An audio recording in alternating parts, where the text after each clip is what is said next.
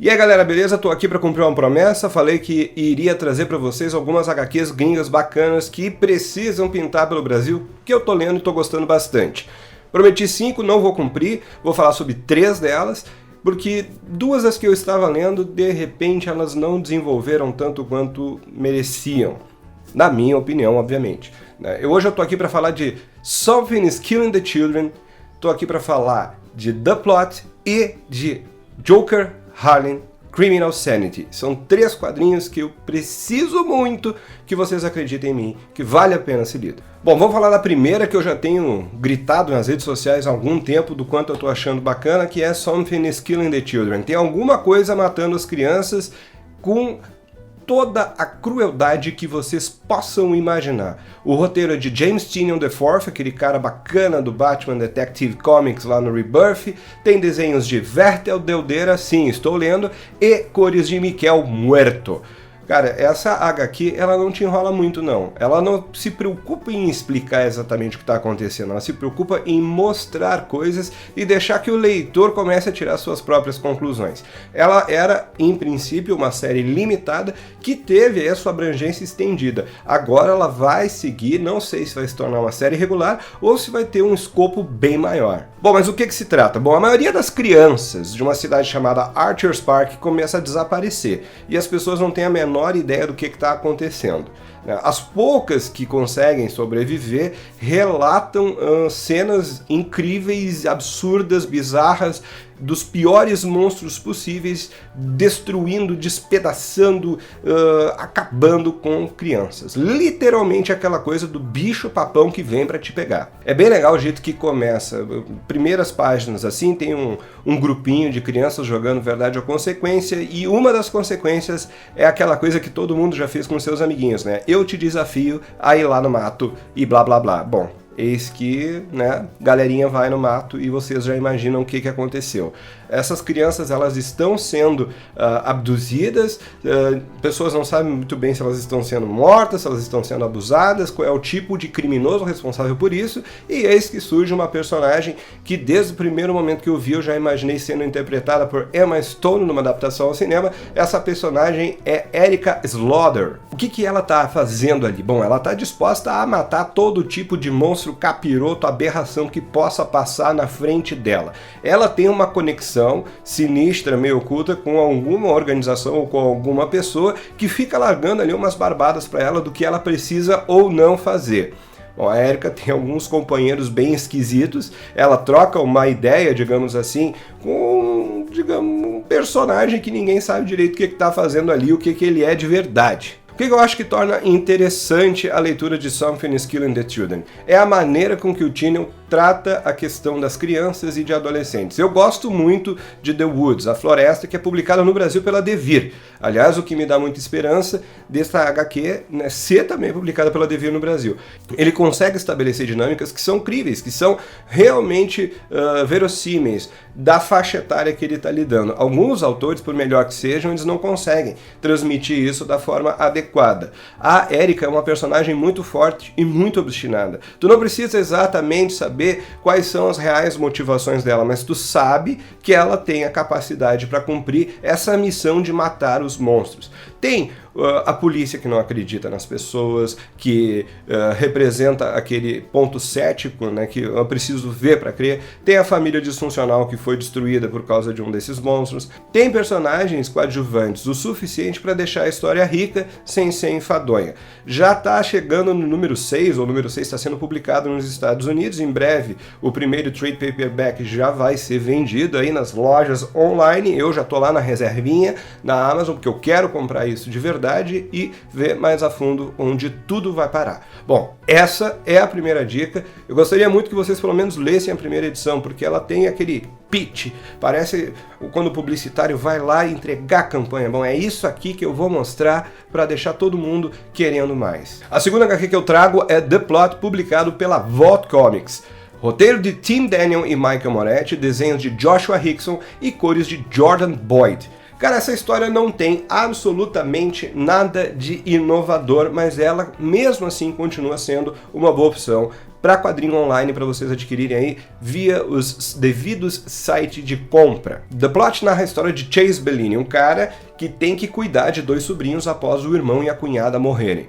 Ok, esse cara, para variar, é rico, ele tem grandes problemas e ele leva essas crianças para uma casa gigantesca e ancestral numa pequena cidade dos Estados Unidos. Essa casa fica numa cidadezinha chamada Cape Augusta, e Cape Augusta tem tudo aquilo que a gente já viu em filmes, séries, em livros e em outras HQs. Uma sociedade estratificada, onde pessoas guardam aquele rancor da high school, aquela coisa que mais ou menos delineava como seriam os círculos sociais naquela cidade ao longo dos tempos.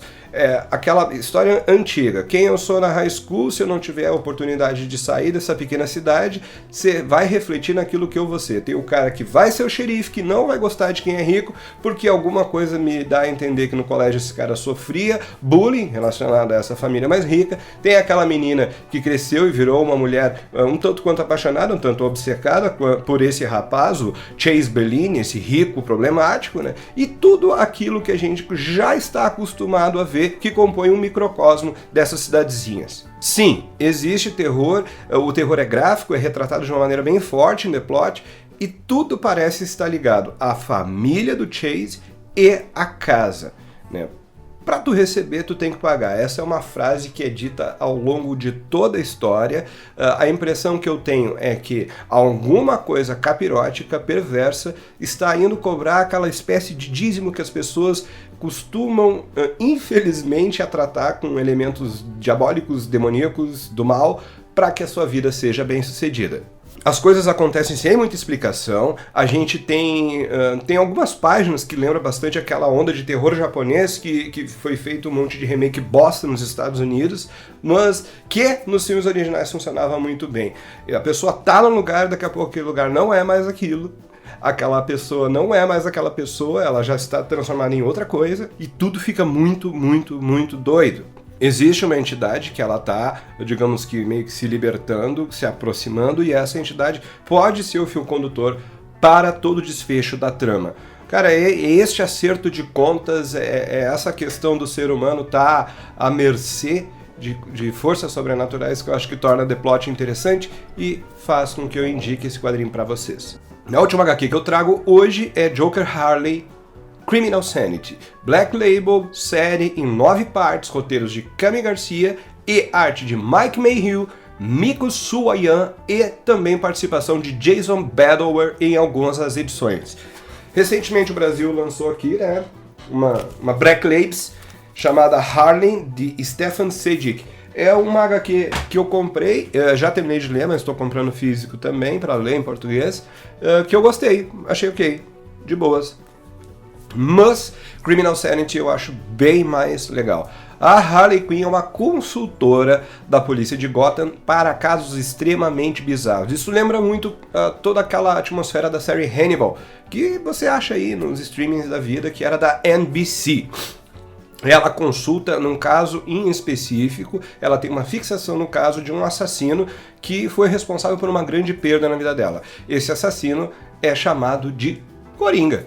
Ele é um cara extremamente ritualístico, é um cara que detém precisão cirúrgica em muitas das mortes que ele executa, e é um cara que, na verdade, está mostrando o quanto ele é mais inteligente que toda a polícia de Gotham City. A arte é um diferencial, ela alterna colorido com PB, eu tô achando muito legal. Toda a ambientação tem uma parada no ar, tem uma parada mais onírica, e ao mesmo tempo tu consegue perceber que tu tá em Gotham City, o que muitas vezes hoje em dia a gente consegue notar que falta em algumas histórias do universo do Batman. Bom, eu li 4 edições até agora de Criminal Sanity. Eu espero que em algum momento vai haver um ponto de virada onde a figura da Arlequina realmente vai aparecer. Porque se ficar só nessa questão procedural do consultor, da consultora, atrás do Coringa, eu acho que vai ficar um pouco enfadonho daí. A gente precisa ter um pouco mais da personagem Arlequina no quadrinho em si. O Coringa, bom, o Coringa desde o início é mostrado, é diferente, não tem aquela coisa de nós não sabemos quem ele é, a gente consegue acompanhar, ela é uma profiler, então ela vai montando aos poucos quem é esse assassino sociopata, psicopata, sei lá qual é o termo, né? E a gente consegue acompanhar em paralelo a vida deste cara. Ele é um Coringa bem diferente mesmo. Não é um Coringa ruim até agora, eu tenho achado um Coringa bacana. Até fica uma sugestão para o pessoal da Script Editora.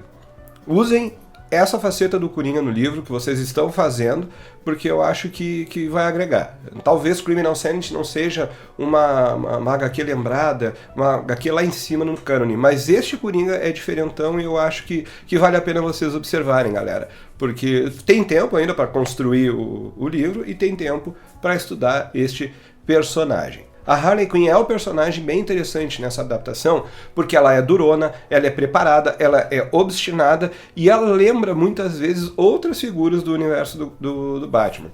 Ela tem quês de Bruce Wayne, ela tem quês de Barbara Gordon, ela tem digamos assim, ela é uma amálgama, uma fusão de diversas coisas que a gente acostumou a ver nas séries regulares. E até mesmo em algumas HQs mais piradinhas aí. Bom, essas foram as dicas de hoje. 3 histórias que eu acho que vale realmente a pena acompanhar e torcer muito para ser publicada no Brasil.